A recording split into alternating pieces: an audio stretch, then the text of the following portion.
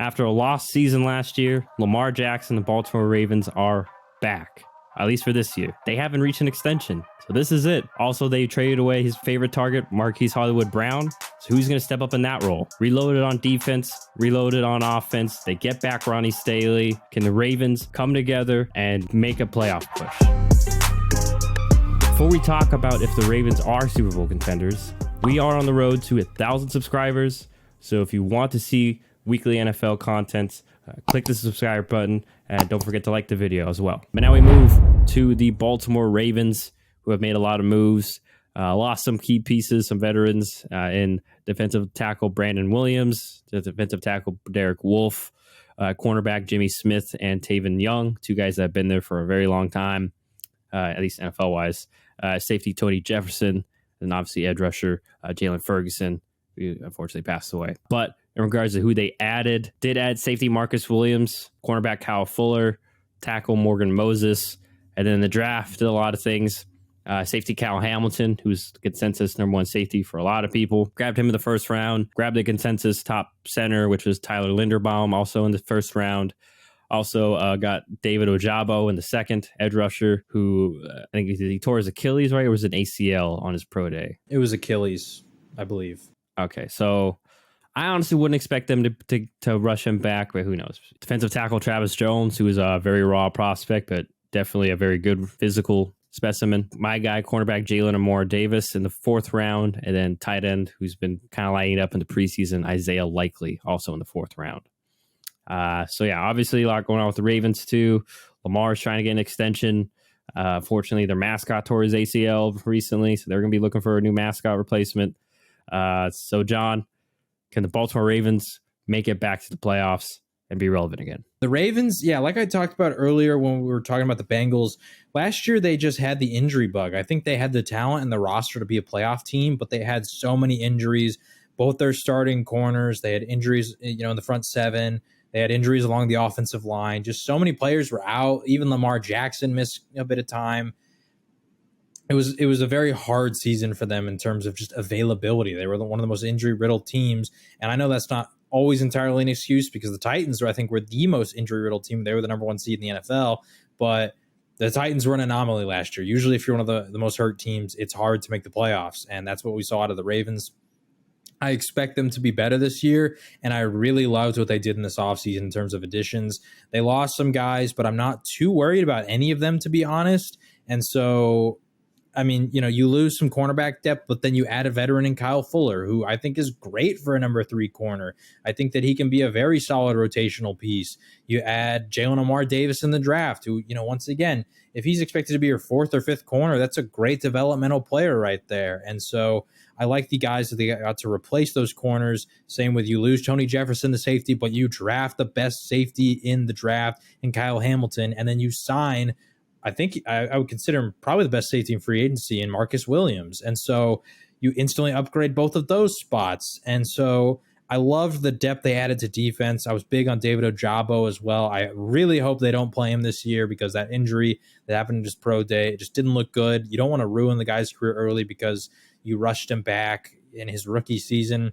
Considering that he wouldn't have gone through any of training camp, any practices, anything like that, it just doesn't seem worth it to me for him to play this season because I don't think that he could be that big of a difference maker anyway if he was to come in for like a playoff run because he's a rookie, he's inexperienced, he hasn't adjusted to the NFL speed and NFL physicality yet, and that's something that's really important when you play as a pass rusher. So I wouldn't rush him back, but I do think long-term he can be a really solid player for them. And then I like the addition specifically to Tyler Linderbaum because I think when you're just a run-heavy team, you get the best center in the draft, arguably the best offensive lineman in the draft, and you just put him up in the middle of your offensive line. You let him anchor there, and assuming that they re-sign Lamar Jackson, him and Lamar can be that quarterback-center duo that can play together for the next decade. And we talked about it in other episodes that quarterback-center relationship is so incredibly important, the chemistry that those two have.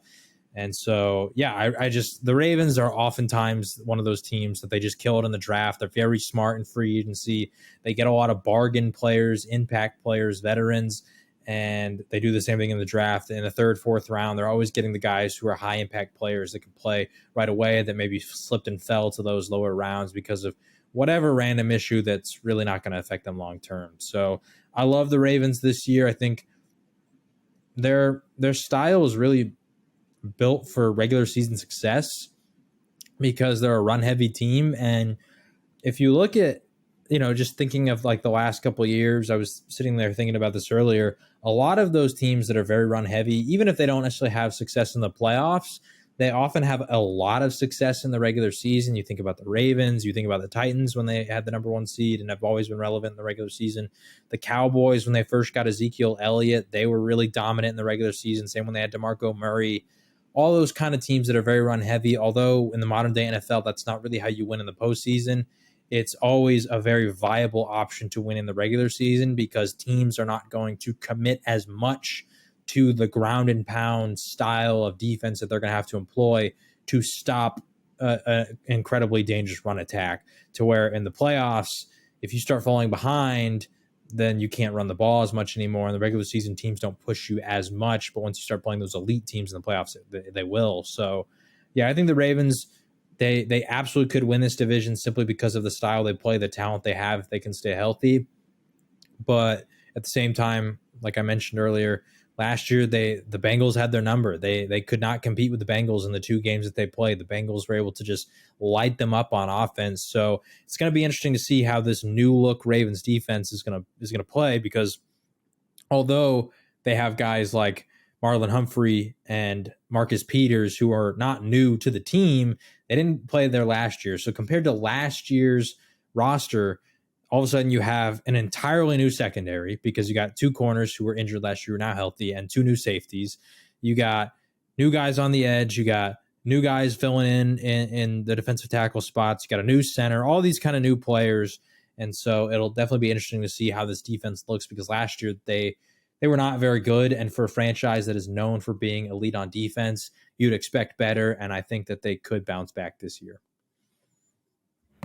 Yeah, I'm right with you. I'll just start with there. I do believe Baltimore to bounce back. I love what they did, just in all their moves. Starting with the offense, I mean, get back Ronnie Stanley or Staley. I always forget how to pronounce his name. But then you add Morgan Moses on the other side, Tyler Linderbaum in the middle.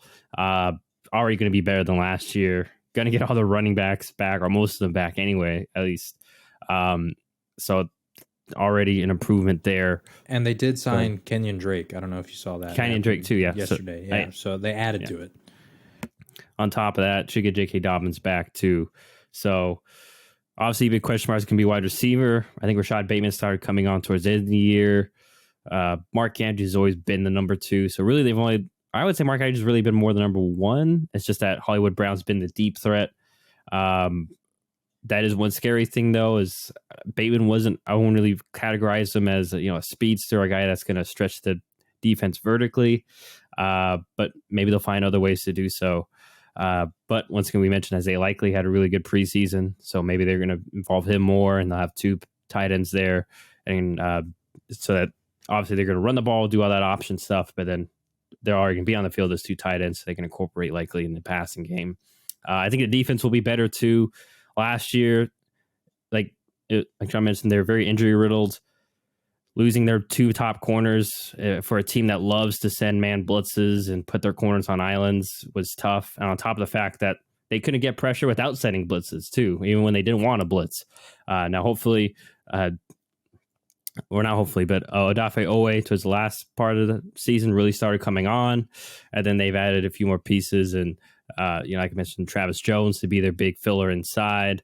They still have Calais Campbell, so he still got some juice left, and I'm sure they have some other guys coming up the pipeline that can maybe help generate pressure. I think they brought back Justin Houston as well. So hopefully, Owe can take that next step, and Jones can have an impact so that they can get back to being a dominant defense. Regardless, too, the additions of the safeties are going to help as well. I would say upgrades there. Marcus Williams, like John mentioned, probably the best free agent safety that was available, and one of the more rising safeties. He was, I think, just on the outside looking in at both of our top 5s, probably. I would say probably top 10, definitely conversationally. And Kyle Hamilton, a guy who can do it all. So Yeah, really love what they did. And as long as their two corners can, or even one of the two corners, they can get back healthy, and Marcus Peters and Marlon Humphrey. But if they can both can get back, this team will be right back in the middle of it. We'll just see how their passing game will go. And I just want to reiterate, I'm not criticizing Lamar at all. Obviously, he's not the most perfect passer, but we do need to shift a little bit of the attention / blame towards Greg Roman. He just got to be a little more creative in his passing concepts. But I will say once again, run game's really good. The run concept's really good. That's why they're always one of the better run teams. And I know a lot of people want to discount the preseason winning streak, but I think that goes to show the mentality they have.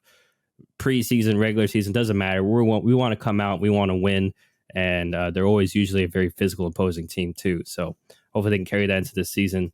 Hopefully for Lamar too, he can earn that extension after this season or in the middle of it. So we'll see what happens there. But yes, Baltimore Ravens, they were the worst in their division, surprising last year, just barely. They technically had the same record as the Browns, but I think, like John mentioned, we expect this division to be very competitive outside of maybe the Steelers, and the Ravens to be back on the precipice of the NFL.